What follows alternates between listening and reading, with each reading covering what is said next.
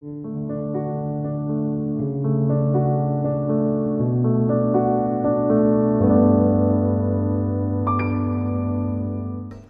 வணக்கம். நியூமராலஜி எபிசோடில் ஒவ்வொரு வாரமும் ஒவ்வொரு எழுத்து அதோடைய குணாதிசயங்கள் இருக்கிறவங்கள பற்றி பேசிகிட்டு இருக்கோம். இந்த வாரம் வந்து எழுத்தில் பெயர் தொடங்கக்கூடியவங்களுடைய குணாதிசயங்கள் எப்படி இருக்கும் அப்படின்னு தெரிஞ்சுக்கலாம் சார். அப்படின்னா அப்படி குத்துறது மாதிரி, அம்மனுடைய சூலாயுதம் மாதிரி. அப்போ எவ்வளோ பெரிய பவராக இருக்கு.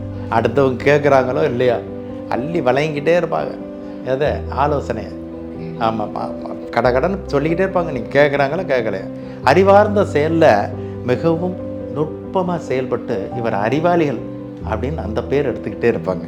அது வந்து இப்போ ஞானம், தியானம், யோகம், மருத்துவம் இப்படின்னு இந்த வர்மக்கலை, அப்புறம் ஏகப்பட்ட கலைகள் இருக்குது. இந்த கலைகள்லாம் வந்து அத்துபடியாக இவர்கள் வந்து படிச்சுக்கிட்டே இருப்பாங்க, இல்லை யார்கிட்டையாவது கேட்டுக்கிட்டே இருப்பாங்க.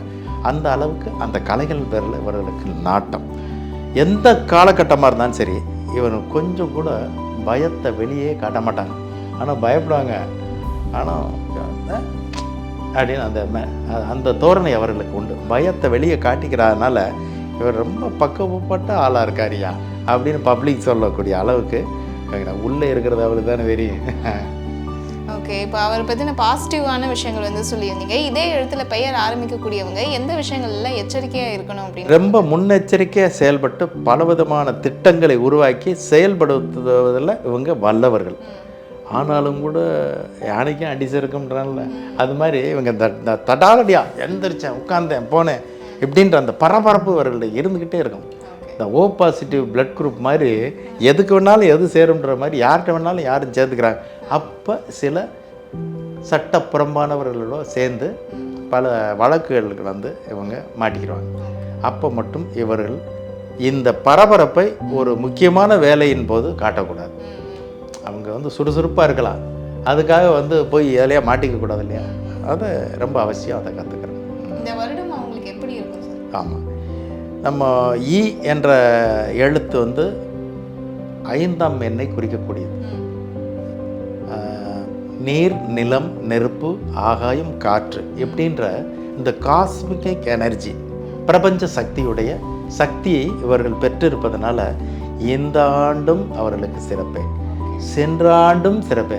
சென்ற ஆண்டு வந்து 8ஆம் எண் ஆண்டு. 8ஆம் எண் இவர்களுக்கு ரொம்ப ரொம்ப ஒரு அற்புதமான பவர் கொடுக்கக்கூடிய. 8 அப்படின்னா அவ்வளோதான், பயந்து ஓடிடுவாங்க. திசைகள் 8, எத்தனையோ விதங்களில் 8 பற்றி ஒரு நாளைக்கு ஒரு பெரிய சிறப்பு செய்தி கொடுப்போம் மக்களுக்கு. 8ஆம் எண்ணா பயப்படுறாங்க, பயப்படக்கூடாது. அவரை வந்து ஒரு நீதியான ஒரு எண். அதனால் சென்ற ஆண்டும் சிறப்பு, இந்த ஆண்டும் வெகு சிறப்பு, வருங்காலமும் நல்லா தான் இருக்கு. இவர்கள் ஒரே ஒரு எண்ணுக்கு மட்டும் கொஞ்சம் இவர்கள் அடங்கி போகிறது நல்லது. 3, இந்த 3ஆம் எண்காரர்களுக்கு வந்து இவர்கள் அடங்கி போவதே நல்லது. ஏதாவது ஒரு வேலையை கொடுக்குறாங்க அப்படின்னா செய்யணும், இல்லைன்னா செய்ய முடியாது அப்படின்னா அவங்களுக்கு அப்புறம் பின்னடைவு தான். அதனால் நான் செய்கிறேன்ட்டு பொய் சொல்லியா போகணும். ஏன்னா இது இவர்களுக்கு வாய் வந்த கலை. இந்த பொய்யின்றதை விட எதையும் மாட்டேன்னே சொல்கிறதில்ல, அதெல்லாம் சமாளிப்பு. அதுதான் எங்கேயாச்சு இந்த வாரேன்ட்டு அடுத்து ஓடி போயிடும். அதனால் ஈக்கு ஒரு பவர். அதே மாதிரி இப்போ வேலை செய்கிறவங்களுக்கு வேலை சூழல் எப்படி இருக்கும், இல்லை வேலை தேடிட்டு இருக்காங்க அப்படின்னா அவங்களுக்கு எப்படி இருக்கும்? வேலை தேடிக்கொண்டு இருப்பவர்களுக்கு பார்த்தீங்கன்னா இந்த 5ஆம் எண் மாதம் இது மே, இந்த மே மாதம் ரொம்ப ரொம்ப சிறப்பாக இருக்குது. அதுக்கு அடுத்து ஆகஸ்ட், ஜூன், ஜூலை 8ஆவது மாதம், அந்த மாதமும் ரொம்ப சிறப்பாக இருக்குது. அதனால் வேலை வாய்ப்புகள் இவர்களுக்கு உறுதி செய்யப்படும். அதாவது மற்றவர்கள்லாம் ஒரு படித்தால் வேலை. இப்போ ஐஏஎஸ் முடித்தாச்சுன்னா நம்ம கலெக்டர் ஆகணும், ஐபிஎஸ் முடித்தாச்சுன்னா நம்ம காவல்துறையில் இருக்கணும், அது என்ஜினியரிங் முடித்தாச்சுன்னா அந்த சம்மந்தமான வேலையை போகணும். இப்படின்றது தான் தாத்பரியமாக ஆல் ஓவர் இந்தியாவில் இருக்குது. ஆனால் இவர்கள் மட்டும் படித்து விட்டு இவர்கள் சம்மந்தப்பட்ட வேலைக்கு போகிறதில்ல. அந்த படித்த வேலைக்கு போனால் தானே பணம் கிடைக்கும். ஆனால் இவங்க அப்படி போக மாட்டாங்க. இவர்கள் படிப்பு அப்படின்றது அறிவை உள்வாங்கிறதுக்காக மட்டுமே படிப்பார்கள். ஆனால் இவர்கள் வேலையை தன்னை வந்து முதன்மைப்படுத்தி தான் ஒரு ஓனராக இருக்கணும் அப்படின்ற அந்த துறையிலே போயிட்டு இருப்பாங்க. அதனால் சுய தொழில் இவர்களுக்கு மிகப்பெரிய வெற்றி கண்டிப்பாக தரும். சுயதொழில் வெற்றி தரும் அப்படின்னு சொல்லியிருந்தீங்க. இருந்தாலும் பணப்புழக்கம் அப்படிங்கிறது எப்படி இருக்கும்? ஆமாம், இப்போ பணப்புழக்கம்ன்றது எப்படியா இருந்தாலும் ₹1 போட்டால் தான் ₹2 எடுக்க முடியும். இவங்க வாய் ஜாலத்திலேயே ₹1 போடாமல் அடுத்தால போட வச்சு அப்படி பெரிய ஆளாகிறது நிறைய பேர் இருக்காங்க. அப்படி. Okay okay. ஸோ இவங்களுடைய எதிர்காலம் எப்படி இருக்கும் சார்? எதிர்காலம் இவர்கள் வந்து கொஞ்சம் இனக்கவர்ச்சி இவர்களுக்கு உண்டு. ஆண்களாக இருந்தால் பெண்கள் வெல்ல, பெண்களாக இருந்தால் ஆண்கள் பெறல. இந்த கவர்ச்சியில் கொஞ்சம் அதிகமாக ஈடுபடுறதுனால பல இடங்களில் அவர்களுக்கு பின்னடைவு ஏற்படுது, பப்ளிக் இமேஜ் கெடுது. அதில் மட்டும் இவர்கள் நிச்சயமாக கவனமாக இருக்க வேண்டும். இந்த மாதிரி ஒரு விஷயம் இருக்குது அப்படின்னா அப்பா அம்மா அவர்கள் நண்பர்கள் இந்த மாதிரி சொல்லி அவர்கள் வந்து அவர்களுக்குள்ள துணையை தேடிக்கொள்வது நல்லது. தானாக தேடிக்கொண்டால் அவருடைய சூலாயுதம் போன்ற எழுத்து சில வேளையில் அவர்களுக்கு பின்னடைவை தருகிறது. வெளிநாட்டு வாய்ப்புகள்லாம் எப்படி இருக்குது? ஆமாம், இவர்கள் வந்து ஓ பாசிட்டிவ் மாதிரி தான். வெளிநாடு இப்போ எல்லா நாடும் ஒரே ரவுண்டுக்குள்ளே தானே இருக்குது. நம்ம போய் பார்ப்போம்னா வெளிநாடுனுடைய விஷயங்களும் இவர்களுக்கு நல்லாவே இருக்குது. உள்நாட்டிலை விட வெளிநாட்டில் இவர்களுக்கு நல்லா இருக்குது. டி என்ற எழுத்து போல் இவர்களுக்கு அது சிறப்பை தரும். பள்ளி கல்லூரி படிக்கக்கூடிய மாணவர்களுக்கு வந்து இந்த எழுத்துல பெயர் ஆரம்பிக்குது அப்படின்னா அவங்களுடைய கல்வி சூழல் எப்படி இருக்குது? ஆமாம், இவர்களுக்கு பார்த்தீங்கன்னா இந்த கல்வி அப்படின்ற இந்த ஈன்ற முதல் எழுத்துல இருக்கக்கூடிய கணித பேராசிரியர்கள் வராங்களா, அதெல்லாம் இந்த எழுத்துக்களில் இருக்கிறவங்க. அப்போ மேத்ஸ், எலக்ட்ரானிக்ஸ், அப்புறம் வந்து பொறியியலில் பார்த்தீங்கன்னா மெக்கானிக்கலும் இவர்களுக்கு சிறப்பாக தான் இருக்குது. மருத்துவம் சார்ந்த விஷயங்கள் ரொம்ப நல்லா இருக்குது. அதனால் இந்த துறைகளில் இவர்கள் செலக்ட் பண்ணலாம். ஓகே.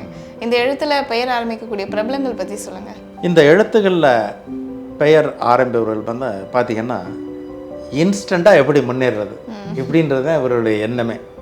அதாவது காப்பி போட்டால் அந்த காலத்துலலாம் பார்த்திங்கன்னா சொல்லுவாங்க, காஃபி தூளை எடுத்து அதை இப்போ தண்ணியை ஊற்றி அதில் குலுக்கி நைட்டு வச்சுட்டா காலையில் அதை ட்ராப்பாக அதிலேருந்து கிடைச்ச அந்த ஃபில்ட்ரேஷன் அதை எடுத்து காப்பி போடுவாங்க.